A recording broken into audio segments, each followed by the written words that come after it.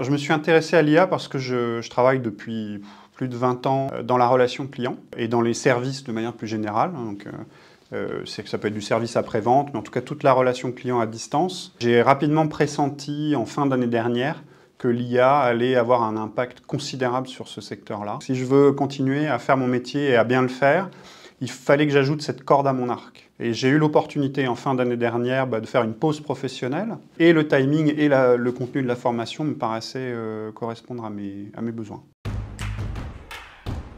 Le choix était plutôt restreint parce que cette formation est dans les premières à avoir ce genre d'angle d'attaque. On ne vous demande pas d'être mathématicien, on ne va pas vous demander de coder ou de développer des IA, mais bien de gérer un projet. Moi, ce qui m'intéresse, c'est de comprendre comment l'intelligence artificielle fonctionne, quelles sont ses limites, qu'est-ce qu'on peut faire avec, comment chercher de l'information pour en comprendre davantage parce que ça évolue extrêmement vite, mais surtout comment construire un projet autour de l'IA.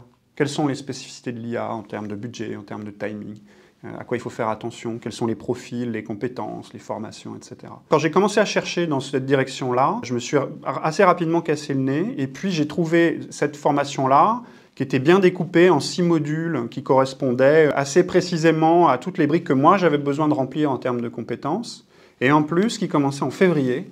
Et ça tombait extrêmement bien pour moi parce que j'étais disponible à partir de janvier. On va dire que les astres se sont alignés. Et puis c'est aussi l'Institut Mines Télécom, c'est pas rien. Un établissement qui a une renommée, qui est connu. Et tant qu'à faire, quitte à accrocher un badge à ma poitrine, autant avoir un badge connu. Je vais pouvoir ajouter une vision différente via l'intelligence artificielle de mon métier et apporter éventuellement des évolutions ou des projets sur ce métier-là, vraiment différenciantes en tout cas. Je pars du principe qu'on n'échappera pas à l'intelligence artificielle, même si on est réfractaire. Je ne le suis pas, mais il y a des gens qui vont l'être. À moyen terme, on n'y échappera pas. La deuxième possibilité, c'est que je décide de gérer des projets avec une dominante d'intelligence artificielle. C'est aussi une deuxième possibilité dans mon choix de carrière, soit en freelance, soit dans une structure. J'ai vraiment ces deux possibilités-là aujourd'hui qui s'offrent à moi. Évidemment, j'aurais tendance à aller vers ce que je connais déjà, c'est-à-dire la relation client. Mais après tout, j'ai géré du projet, j'ai travaillé dans le conseil. Pourquoi pas gérer des projets spécifiques à l'IA. En tout cas, la formation me donne la possibilité de faire les deux.